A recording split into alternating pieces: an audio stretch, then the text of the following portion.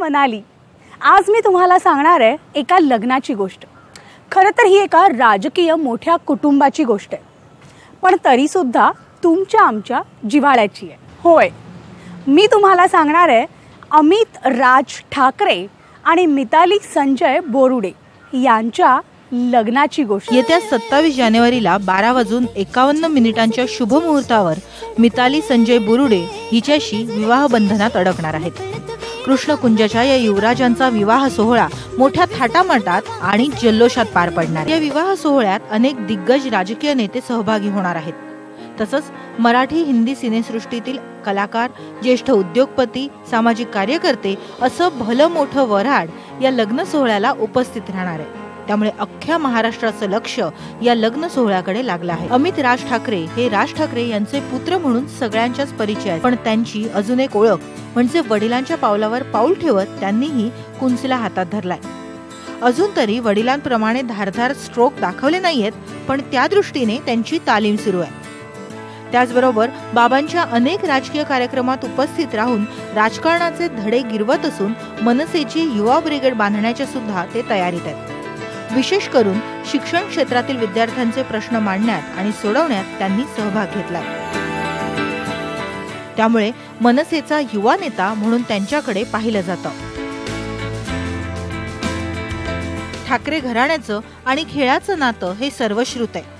मग अमितही त्याला अपवाद कसा ठरेल?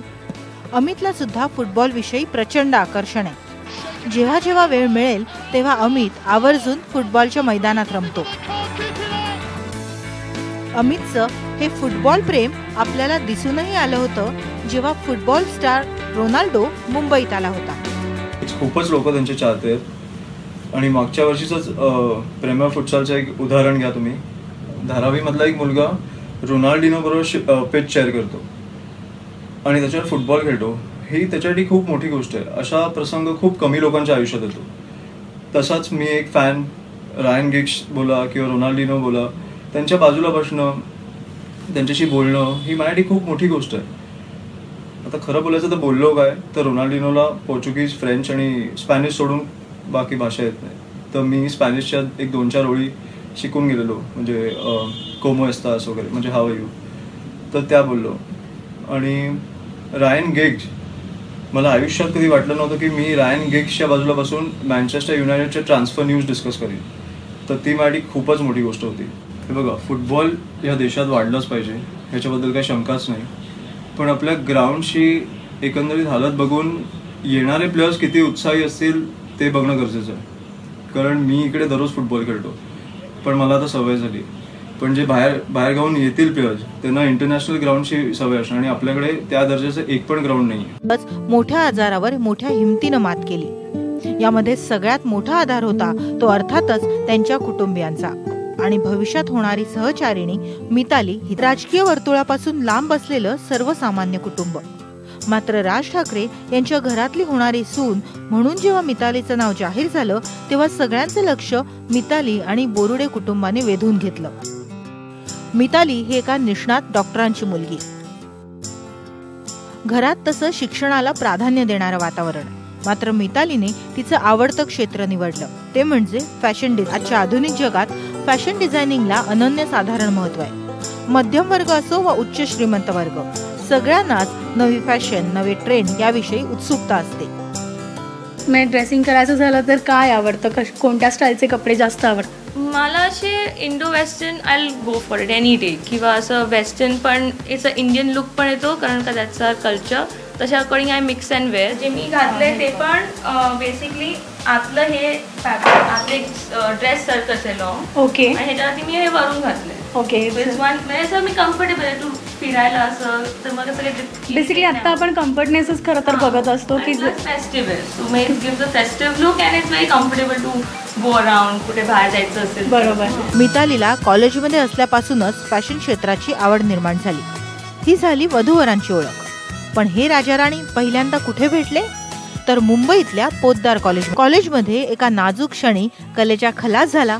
गाठीभेटी वाढल्या, कौटुंबिक भेटीही झाल्या आणि मग काय, मिया बीवी राजी तो क्या करेगा काजी. ठाकरे आणि बोरुडे या दोन्ही वडीलधाऱ्यांनी ठरवलं की लवकरच लग्नाचा बार उडवून. आणखी एक कारण ठरलं मितालीने ठाकरेंच्या घराचं माप ओलांडण्याआधी घरातल्या मंडळींचं मन जिंकून घेतलं। मग ती मितालीची होणारी सासू शर्मिला ठाकरे असो वा अमितची धाकटी बहीण म्हणजे मितालीची होणारी नणंद उर्वशी। उर्वशी सोबतही मितालीचं चांगलं ट्युनिंग जुळलं, इतकं की त्या दोघींनी मिळून द रॅक नावाचा फॅशन ब्रँडही तयार। मिताली, तू सुद्धा उर्वशीला साथ देतेस, त्यामुळे एकतर दोघींची छान मैत्री आहे। तर या मैत्रिणींनी मिळून हा एक नवीन ब्रँड एस्टॅब्लिश करणं, हे नवीन प्रोडक्ट लॉन्च करणं एक दडपण होतं का? कारण उर्वशीच्या मागे एक ठाकरे सुद्धा तिचं एक फॅमिली बॅकग्राऊंड आहे, नाव लागलेलं आहे आणि आपल्याला आता नवीन काहीतरी करायचं आहे, तर याचं दडपण होतं?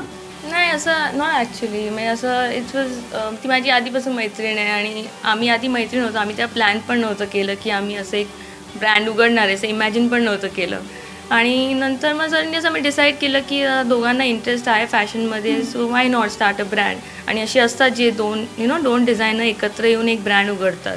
तर तसं आम्ही ठरवलं की एक फ्रेंड्स पण आहे आम्ही, तर मग इट कम्फर्टेबल पण असणार, आमचे डिझाईन्स आर मॅचिंग. मग मला असं वाटलं की करू.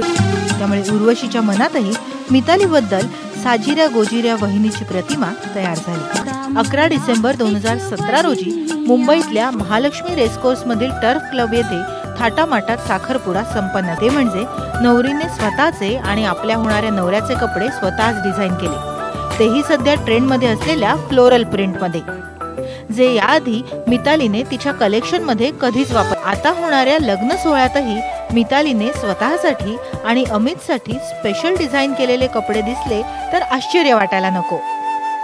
प्रत्येक डिझायनरचं एक वेगवेगळं वैशिष्ट्य असतं, त्यांच्या कलेक्शनमध्ये एक नाविन्य पाहायला मिळतं किंवा काही जण एखादी गोष्ट कॉमन असते ती त्यांच्या प्रत्येक कलेक्शन प्रत्येक डिझाईनमध्ये असते. तसं तुम्ही तुमच्या डिझाईनमध्ये काही ठेवलं आहे? तसं ॲक्च्युली एवढं नाही आहे म्हणजे असं सिग्निफिकंट, पण आमच्याकडे आमची एक स्टाईल दिसून येते की कपड्यात आमचे रिफ्लेक्ट करते ती, पण नॉट असं एकदम स्पेसिफिक असं काही नाही आहे. आम्ही आमच्या सीझनच्या अकॉर्डिंग जातो, जसं लोकांना लागतं, क्राऊडला कसं काय पाहिजे असतं, व्हॉट इज इन स्टाईल, ते सगळं स्टडी करून आम्ही मग आमची डिझाईन. ठाकरे कुटुंबही तिच्यावर खूप खुश आहे, कारण ठाकरेंचं घराणं हे कलाकारांचं घराणं. मिताली आता ठाकरेंची सून होणार, त्यामुळे ठाकरे कुटुंबात आणखी एका कलाकाराची एंट्री झाली आहे. वर्कर्सकडनं हे सगळं करून घेणं, एक्सपो, त्यानंतर इतर तुमचं फॅशन शोची तयारी, मॅनेज कसं होतं दोघींचं? आय थिंक आमची दोघांची आई खूप हेल्प करतात. प्लस आम्ही कॉलेज नंतर किंवा कॉलेजच्या आधी टेलरकडे येऊन त्यांना समजून जातो. मग at the end of the day we just come आणि मग बघतो की कसं नीट सगळं झालंय ना. यांच्या लग्न सोहळ्याला एक सेलिब्रिटी स्टेटस प्राप्त झालाय, आणि का नाही होणार, लग्न ठाकरेंचं आहे.